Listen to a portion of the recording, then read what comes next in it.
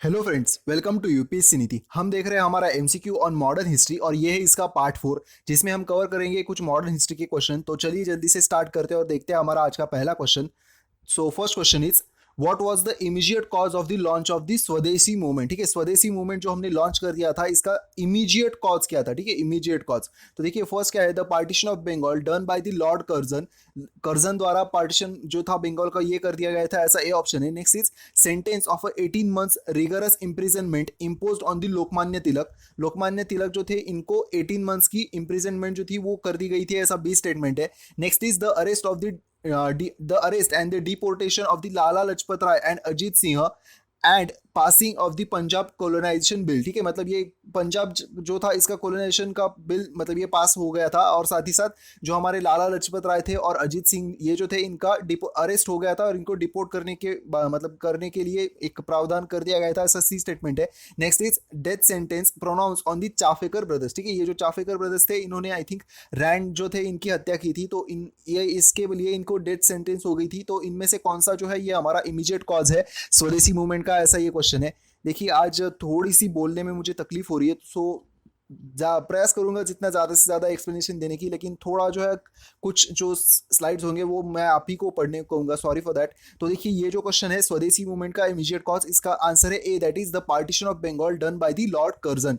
ठीक है, तो आप जानते हैं बंगाल जो था वो अपना मतलब अभी जितना बंगाल है वो उतना नहीं था। पहले जो हमारा बंगाल जो प्रोविंस था वो बहुत ही ज़्यादा बड़ा था, और यहाँ पे मतलब कम्युनल ऐसे चांसेस जो लॉर्ड कर्जन थे उन्होंने देखे थे कि अगर हम मुस्लिम्स और हिंदू को सेपरेट कर देंगे तो मतलब उनकी जो शक्ति है वो कम हो सकती है। तो इसीलिए जो लॉर्ड कर्जन थे इन्होंने पार्टीशन ऑफ बंगाल ये ऑफिशियली अनाउंस कर दिया था ऑन जुलाई 4 1905, और ये इफेक्ट में आ चुका था अक्टूबर 16 1905। ठीक है, ये जो है ना ये अक्टूबर 16 1905 ये किस वजह से न्यूज में, ये किस वजह से हमारे लिए इंपॉर्टेंट है, ऐसा यूपीएससी ने पहले एक बार क्वेश्चन पूछ लिया था। तो मतलब कुछ फैक्चुअल क्वेश्चन भी ऐसे हिस्ट्री पर यूपीएससी पूछता है, तो देख लिया कीजिए। और ये आप बताइए कमेंट्स में कि हमारा जो पार्टीशन ऑफ बंगाल था उसको खत्म कब कर दिया गया था, और किसके कौन से मतलब ये हमारे तब के जो वॉइसरॉय थे वो कौन थे, ये हमें आप कमेंट में बताइए।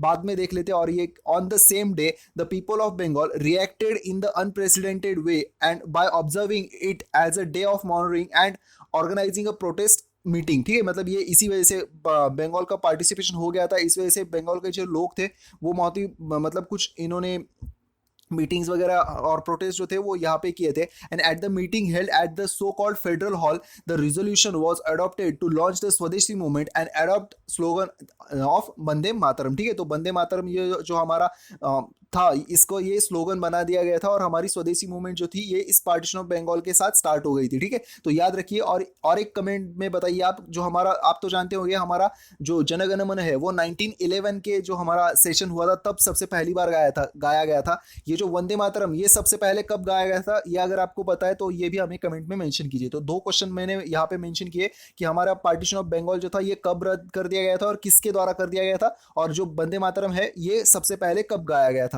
नेक्स्ट क्वेश्चन देखते हैं, हमारा second question, the instrument of instructions content in the government of India act 1935 have been incorporated in the constitution of India in the year 1950s as. ठीक है, मतलब जो हमारे 1935 का जो गवर्नमेंट ऑफ इंडिया एक्ट था इसमें एक कुछ बात थी जो जिसका मतलब ये प्रोविजन था वो क्या था, इंस्ट्रूमेंट ऑफ इंस्ट्रक्शन। ठीक है, तो ये इंस्ट्रूमेंट ऑफ इंस्ट्रक्शंस हमने अपने कॉन्स्टिट्यूशन में भी लिया है। तो ये किस में लिया है, ऐसा ये क्वेश्चन है, मतलब कौन से इसमें पार्ट में लिया है, ऐसा ये क्वेश्चन है। देखिए इसमें क्या ऑप्शन दिए गए, fundamental rights, then next is directive principle of state policy, after that extended executive power of the state, next is conduct of the business and government of India. ठीक है, जो हमारा बिजनेस है उसकी कैसे प्रोसीजर होनी चाहिए इसके बारे में ऐसा डी स्टेटमेंट है। और आप यहाँ पे ना देख के भी इंस्ट्रूमेंट ऑफ इंस्ट्रक्शंस। ठीक है, तो हमारे यहाँ पे बेसिकली इंस्ट्रक्शंस जो है वो कहाँ पे दिए गए, जो स्टेट को ही होंगे ना यहाँ पे। तो ये जो इंस्ट्रक्शंस दिए गए वो हमारे डीपीएसपी में दिए गए। सो हमारा आंसर भी यहाँ पे हो जाता है B, that is directive principle of state policy जो है ये लिए गए हैं हमारे इंस्ट्रूमेंट ऑफ इंस्ट्रक्शन, ये मतलब इसमें इनकॉर्पोरेट कर दिए गए हैं। तो बी आंसर है हमारा। तो देख लीजिए, जो आपको यहाँ पे मैं एक बात मेन बताना चाहूंगा, तो ये जो है हमारे डीपीएसपी ये हमारे लिए बाइंडिंग नहीं है। ठीक है, मतलब ये जस्टिसिएबल नहीं है। अगर इसके बारे में कोई मतलब बात पूरी नहीं होती तो हम कोर्ट में नहीं जा सकते।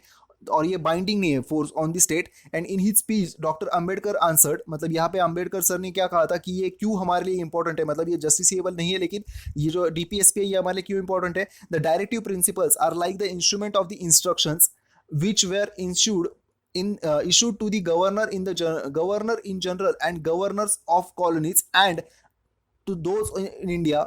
The British government under the 1935 Act under the draft constitution it proposed to issue such instructions to president or the governors। ठीक है, मतलब ये ऐसी बातें हैं कुछ हमारे लिए जो मतलब एक चेक एंड बैलेंस का जो काम है वो कर सकती है कि आप ये आपको ये काम करने हैं, आप ये कर सकते हैं गवर्नमेंट को। साथ ही साथ है ना, मतलब कुछ जो एक बातें होती है लाइक जो हमारे इलेक्शन के दौरान जो मैनिफेस्टो जो आते हैं ना, तो ये मैनिफेस्टो भी एक ऐसे काम कर सकते हैं, मतलब ये मैनिफेस्टो जो बनाने का काम जो है वो भी डीपीएसपी की हेल्प से किया जा सकता है। तो इस पे भी हमारे यहाँ पे स्टेट सर्विस में एक बार क्वेश्चन पूछा था, सो मैंने ये आपके साथ शेयर कर दिया। नेक्स्ट क्वेश्चन देखते हैं अब हमारा। और हाँ, यहाँ पे एक मैं बताना भूल गया, ये जो है ना कि हमारी कॉन्स्टिट्यूंट असेंबली ने कहा था कि ये जो डीपीएसपी है ये सुपरफ्लुअस है और मियर गाइडलाइंस और पीसीएस और POS principles of the instruction, मतलब ये जस्ट ऐसे ही कुछ तो मियर गाइडलाइंस है जिसको फॉलो, मतलब अब मैंने जैसे कहा कि ये जस्टिफिएबल नहीं है तो सिर्फ ये गाइडलाइंस होंगी कि कौन कितना फॉलो कर रहा है इस पर कोई बात नहीं होगी, तो ये सिर्फ सुपरफ्लुअस ऐसे हो सकती है। ऐसा ये हमारे कॉन्स्टिट्यूएंट असेंबली इसके बारे में क्रिटिसाइज किया था, तो डीपीएसपी के बारे में क्रिटिसाइज जो है वो भी हमने देख लिया। नेक्स्ट क्वेश्चन देखते हैं हमारा, with reference to the Simon commission recommendation which one of the following statement is correct. ठीक है, तो साइमन कमीशन ये हमारा 1927 में आया था और इसके रिकमेंडेशन दिए गए थे, तो इनमें से कौन सा करेक्ट है ये हमें बताना है। देखिए फर्स्ट क्या है, it recommended the replacement of the dyarchy with the responsible government in the province. ठीक है, मतलब इसने रिकमेंड किया था कि डायरकी जो है इसको खत्म कर देना चाहिए और हमारे प्रोविंस से, और हमारे प्रोविंस में रिस्पॉन्सिबल गवर्नमेंट लानी चाहिए, ऐसा ए स्टेटमेंट है। Next is it proposed the setting up of inter provincial council under the home department. ठीक है, मतलब ये होम डिपार्टमेंट के तहत एक इंटर प्रोविंशियल काउंसिल जो है वो बनाने का प्रावधान, मतलब रिकमेंडेशन साइमन कमीशन द्वारा किया गया था, ऐसा बी स्टेटमेंट है। Next is it suggested the abolition of bicameral legislature at the centre. Bicameral legislature जो था हमारे सेंटर में उसको एबोलिश कर देना चाहिए, ऐसा सी स्टेटमेंट है। Next is it recommended the creation of Indian Police Service with a provision for increased pay and allowances for the British recruiters as and compare to the Indian recruiters, मतलब जो हमारी IPS जो service है उसको बनाने का recommendation Simon commission ने दिया था, और साथ ही साथ इसमें भी जो ब्रिटिश रिक्रूट्स होंगे उनको इंडियन रिक्रूट्स के मतलब इनके कंपेयर करते हुए इनको ज्यादा पे और अलाउंसेस जो है वो देने जाने चाहिए, ऐसा डी स्टेटमेंट है। और जो हमारा आंसर है इसका दैट इज साइमन कमीशन के रिकमेंडेशन, तो इसका आंसर है A, that is it recommended replacement of dyarchy with the responsible government in the province. तो प्रोविंस में जो डायर की लाई गई थी वो लाई गई थी 1919 का एक्ट हमारा मॉन्टेग्यू चेम्सफोर्ड एक्ट, इससे सेंटर में प्रोविंस में दायर की लाई गई थी। और जब इसका रिव्यू होने वाला था 10 साल में हर हमारे एक्ट का रिव्यू होने वाला था ना, मतलब जैसे 1909 का हमारा मोर्ले मिंटो एक्ट आया था, उसका रिव्यू होके बाद में 1919 का हमारा एक्ट आ गया था जो था इसका रिव्यू, पहले का रिव्यू। तो ऐसे ही ये रिव्यू होने के लिए ये साइमन कमीशन बनाया गया था, और साइमन कमीशन ने ऐसा बताया कि 1919 का जो हमने दायर की लाई थी प्रोविंस में उसको खत्म कर देनी चाहिए, और यहाँ पे मतलब हमारे प्रोविंस में एक रिस्पॉन्सिबल गवर्नमेंट जो है उसकी स्थापना कर देनी चाहिए। और यही हो गया था हमारा कंप्लीट काम कब, तो 1935 में जो हमारी प्रोविंस की जो ये थी दायर की थी वो खत्म कर दी गई और हमारे सेंटर में दायर की ऐड कर दी गई। ठीक है, तो ये बात एक याद रखिए। यहाँ पे कुछ हमने बाकी जो फैक्ट्स है वो यहाँ पे प्रोवाइड कर दिया, आप चाहे तो इसको पढ़ लीजिए। अब हम देखते हैं हमारा next question number 4, consider the following statement, the Cripps proposal include the provision for. ठीक है, तो ये जो जैसे कि हमने कल कहा था कि जो अगस्त ऑफर के बाद के जो कोई भी प्रपोजल्स है वो हमारे लिए बहुत ही इंपॉर्टेंट है, तो इसी के बारे में ये क्वेश्चन है एक। तो क्रिप्स प्रपोजल जो था इसके बारे में इनमें से कौन सा प्रोविजन था वो कर दिया गया और हमें करेक्ट स्टेटमेंट कौन सा ये बताना है। देखिए फर्स्ट क्या है, full independence for the India. Next is creation of constitution making body. ठीक है, तो देखिए क्रिप्स प्रपोजल जो था हमने कल भी देखा था, ये प्रपोजल हमने एक्सेप्ट नहीं किया था। और ये क्यों नहीं किया था, तो इन्होंने फुल इंडिपेंडेंस देना तो नहीं, मतलब देने की बात भी नहीं की थी, और जो कुछ भी ये डोमिनियन स्टेटस देना चाहते थे वो भी जब इनका वर्ल्ड वॉर 2 खत्म हो जाएगा तब देना चाहते थे। लेकिन ये बात जो थी कि इन्होंने एक कॉन्स्टिट्यूशन मेकिंग बॉडी बनाने के लिए क्रिएशन का एक प्रोविजन कर दिया था। ये सेकंड स्टेटमेंट हमारा करेक्ट है, फर्स्ट जो है ये इनकरेक्ट है, सो हमारा आंसर हो जाता है B, that is true only. तो देख लेते हैं इसके बारे में भी, इसके कुछ जो रिकमेंडेशन थे वो देख लेते हैं। The British government object was to creation of a new Indian union which would have a dominion status. ठीक है, तो ये जो क्रिप्स मिशन के तहत कह दिया गया था कि इंडिया को डोमिनियन स्टेटस जो है वो दिया जाएगा। A constitution making body consisting of elected representatives from the British province and the princely state was to be set up immediately after the war. ठीक है, तो ये बात भी वॉर के बाद ही होने वाली थी। तो जो कोई ब्रिटिश की प्रोविंस है, साथ ही साथ हमारे जो कोई प्रिंसली स्टेट है, यहाँ से कॉन्स्टिट्यूशन मेकिंग बॉडी के लिए इलेक्टेड रिप्रेजेंटेटिव जो लिए जाएंगे और एक कॉन्स्टिट्यूशनल बॉडी एक कॉन्स्टिट्यूशन मेकिंग बॉडी बनाई जाएगी, ऐसा है ये।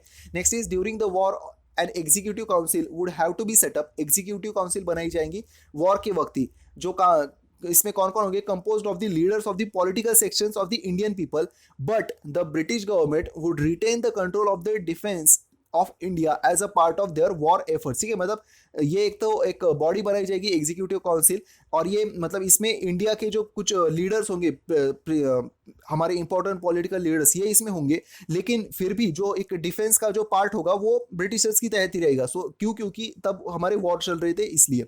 नेक्स्ट क्वेश्चन देखते हैं अब हमारा क्वेश्चन नंबर 5।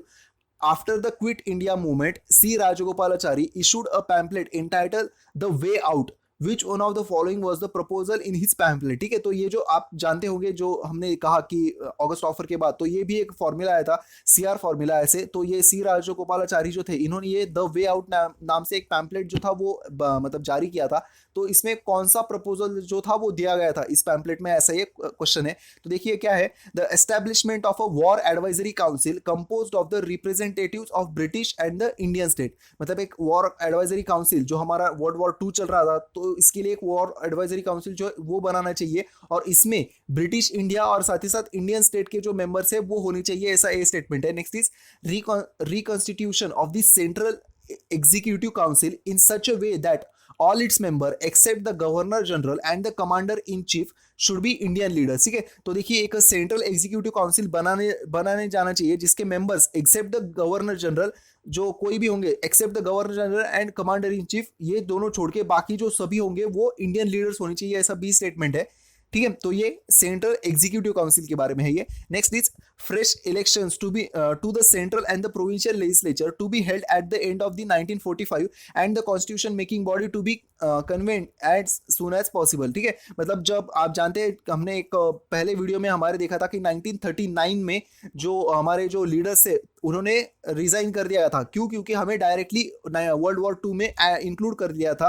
तो इनका ऐसा कहना था कि ये 1945 में एक इलेक्शन हो जाना चाहिए, और हमें मतलब जब जितनी जल्दी हो सके उतनी जल्दी एक कॉन्स्टिट्यूशनल बॉडी जो है, जो कॉन्स्टिट्यूशन मेकिंग बॉडी जो है वो बननी चाहिए, ऐसा सी स्टेटमेंट है।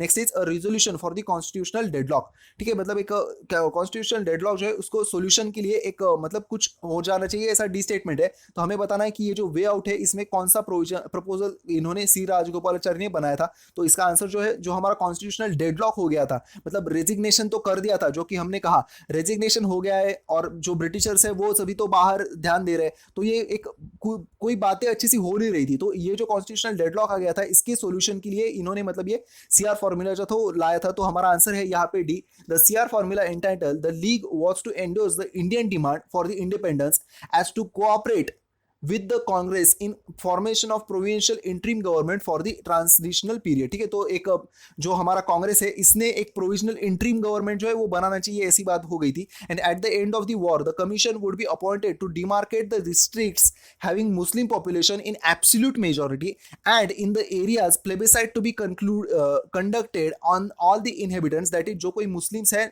नॉन मुस्लिम्स है, इनको भी इंक्लूड किया जाना चाहिए।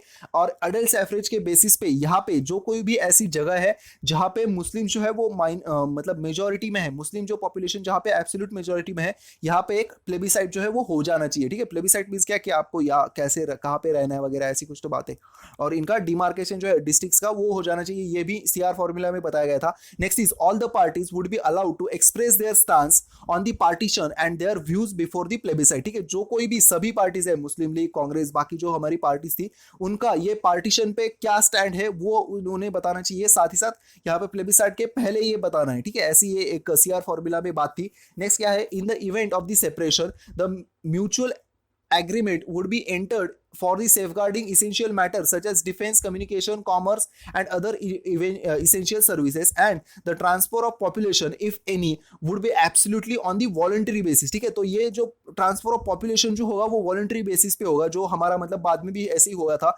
नेक्स्ट मतलब ये क्या था कि कुछ लोगों का कहना था कि जो पूरे जो एक ही मतलब इंडिया जो है वो पूरी तरह से हिंदू कंट्री होगा. कुछ लोगों का कहना था कि पाकिस्तान में सिर्फ और सिर्फ मुस्लिम जो है वो सभी वहां चले जाने चाहिए. तो ऐसी बातें थी, लेकिन यहाँ पे जो इन्होंने भी कहा था और हमारा जो हुआ है वो क्या हुआ है कि जो कोई भी आपको पार्टीशन करना है वो जो लोगों का ट्रांसफर जो है पॉपुलेशन का वो वॉलंटरी बेसिस पे होना चाहिए, ऐसा भी इन्होंने भी कहा था. Next is the terms of the binding will be applicable only in case of full transfer of power by British government to the India. मतलब अगर ये जो है ये सिर्फ उन्हीं केसेस में एप्लीकेबल होगा अगर गवर्नमेंट ऑफ जो ब्रिटिश है वो पूरी तरह से अपना पावर जो है वो हमारे इंडिया को ट्रांसफर कर दे. ठीक है, तो ये सीआर फॉर्मूला है, अच्छे से देख लीजिए.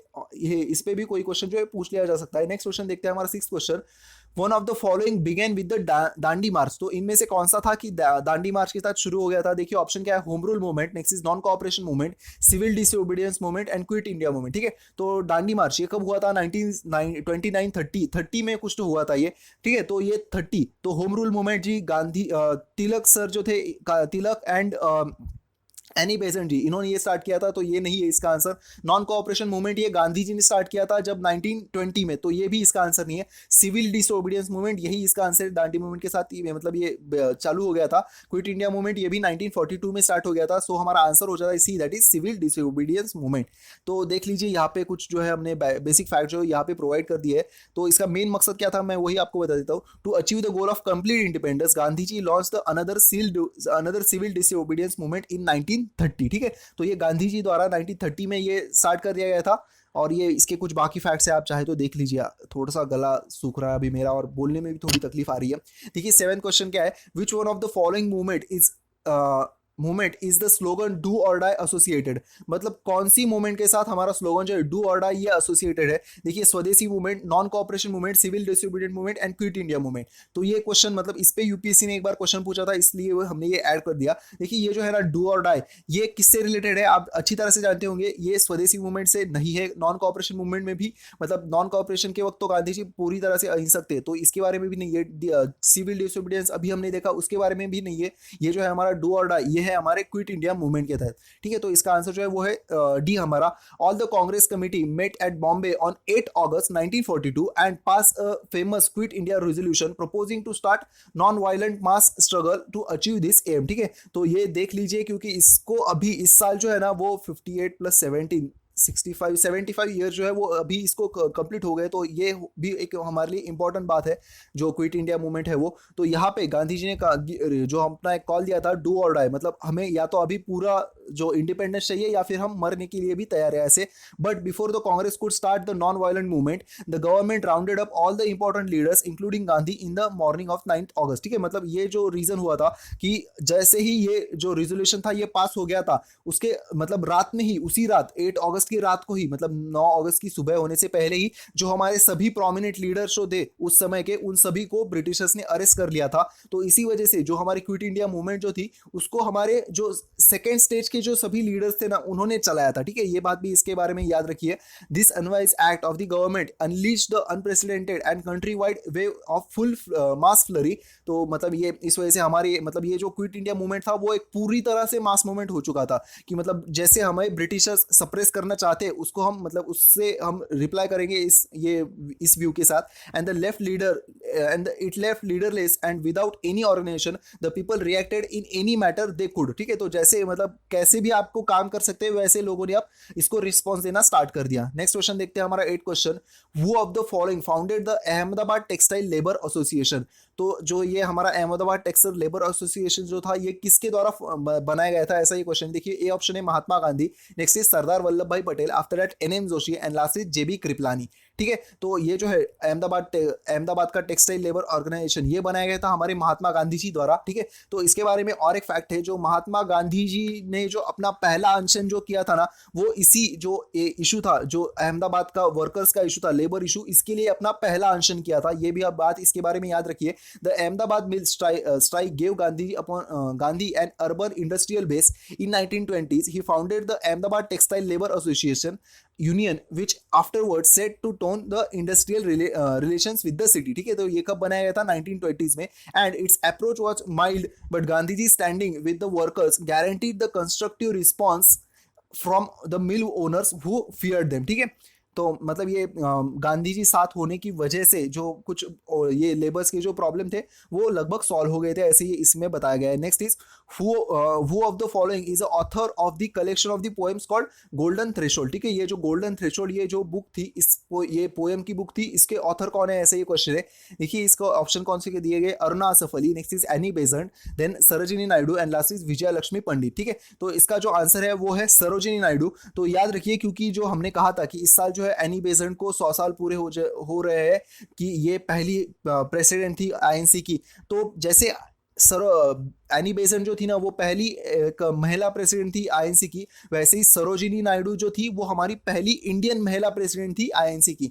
तो जो एनी बेसेंट और सरोजिनी नायडू ये दोनों जो है ये हमारे लिए इस साल के लिए इंपॉर्टेंट है। तो ये जो बुक था पोएम का कलेक्शन गोल्डन थ्रेशोल्ड ये लिखा गया था सी सरोजिनी नायडू द्वारा। और सरोजिनी नायडू जी के बारे में और एक इंपॉर्टेंट फैक्ट है वो याद रखिए कि ये जो थी ना ये पहली यूपी की राज्यपाल थी। ठीक है, ये पहली गवर्नर थी यूपी की, तो ये बात भी इसके बारे में इंपॉर्टेंट है। नेक्स्ट ये जो इसकी पोएट्री थी ये कब पब्लिश कर दिया गया था, 1905 में। नेक्स्ट क्वेश्चन देखते हैं हमारा 10th question, in the individual satyagraha Vinoba Bhave was chosen as the first satyagrahi who was the second. ठीक है, तो सबसे पहले यहाँ पे क्वेश्चन क्या पूछा गया कि इंडिविजुअल जो सत्याग्रह था हमारा, तो इसमें विनोबा भावे जी जो थे ये हमारे पहले सत्याग्रही थे। तो दूसरे कौन थे, ऐसा ही क्वेश्चन। देखिए ऑप्शन क्या दिए गए, Rajendra Prasad, Pandit Jawaharlal Nehru, next is C Rajagopalachari and last is Sardar Vallabh Bhai Patel. तो देखिए यहाँ तक आते आते मतलब ये इस सबसे पहले जो था ना, एक बात बता देता हूँ कि इस समय में आते आते जो हमारे इससे पहले ये 1935-32 से पहले गांधी जी ये जो सी राजगोपालाचारी जो है ना इनको अपने सक्सेसर कहते थे। मतलब ये अपने उसूलों पे चलते गांधी जी के, ऐसे इनको लगता था। लेकिन बाद में अगले समय में जो पंडित जवाहरलाल नेहरू है इनको गांधी जी ने अपना सक्सेसर डिक्लेयर कर दिया था। तो इसी वजह से विनोबा भावे जी के बाद जो एक सेकेंड जो सत्याग्रही हो गए इंडिविजुअल सत्याग्रही, उनका नाम था पंडित जवाहरलाल नेहरू। तो ये डिक्लेयर कर दिया था गांधी जी द्वारा। तो हमारा इसका आंसर है B, that is Pandit Jawaharlal Nehru. In October 1940 Gandhi selected Vinoba Bhave as a first civil satyagrahi civil registered for the individual satyagraha against the British, and the Jawaharlal Nehru was the second satyagrahi. On October 31st, 1940, Pandit Jawaharlal Nehru was arrested for offering the individual satyagraha to protest against the India's forced participation of war. He was released along with other leaders on दिसंबर 1941। ठीक है, तो ये एक साल के बाद इनको रिहा कर दिया गया था। ये हो गए पहले दो। ठीक है, अगर आपको तीसरे सत्याग्रही कौन है ये आप हमें कमेंट्स में बताइए। जो हमारा हिस्ट्री का अगला वीडियो होगा इसमें मैं इसका आंसर आपको दे दूंगा। ठीक है, सो ये आपको आई होप वीडियो अच्छा लगा होगा। आज थोड़ी सी मेरी तबीयत ठीक नहीं थी, लेकिन बाकी जो आज के बाद के जो वीडियो होंगे वो मैं अच्छे से जितने अच्छा होंगे उसको प्रयास करूंगा। आई होप ये भी अच्छा हो गया होगा। Thank you so much and have a happy wonderful day ahead. Keep studying and all the very best.